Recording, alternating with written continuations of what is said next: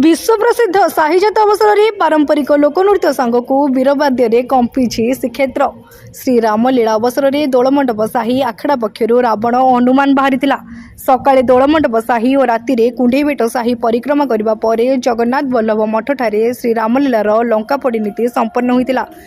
विलंबित राति पर्यंत वीरवाद्य और पारंपरिक नृत्य कुंडेबेट साही कंपिता बेले नाघा मेढ़ नवशिरा और सप्तशिरा साहिजातर मुख्य आकर्षण था।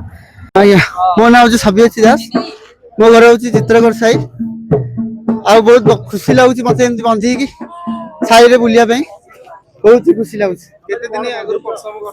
आज्ञा जहाँ भी 2-3 मास पूर्व प्रैक्टिस करा पड़ो 2-4 घंटा आमको ये परिश्रम सहित नाच भी प्रैक्टिस करा पड़ो।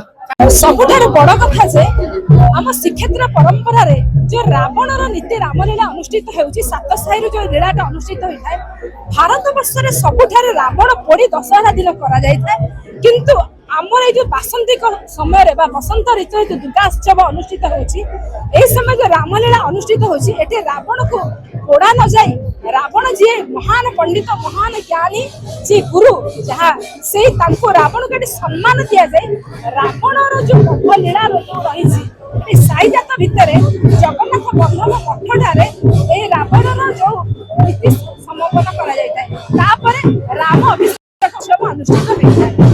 गोटे दिन श्री जगन्नाथ मंदिर में मंदार माला आसी रावण को दि जाए जो बाली साईर रावण ए रामर जो रावण पथ नीति की अर्जुन कुमार साहू कुंडेगंज से पूरी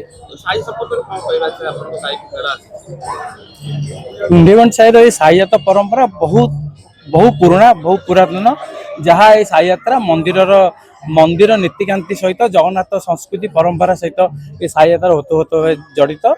यही साई यात्रा राम नवमी ठार आरंभ होकर राम जन्म ठार आरंभ होकर कालिका देवी साई से आरंभ हुए राम जन्म तापर कुंडेगंज साई बाली साई हरचंद साई ये सब साई यात्रा जो परंपरा एंटार 7 साई आखड़ा मान द्वारा यही साई यात्रा परिवेशन होता है।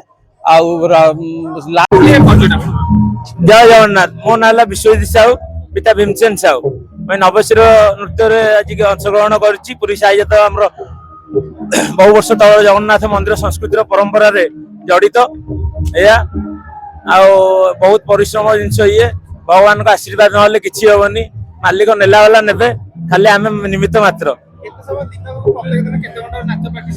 ब्यूरो रिपोर्ट तीर्थक्षेत्र लाइव।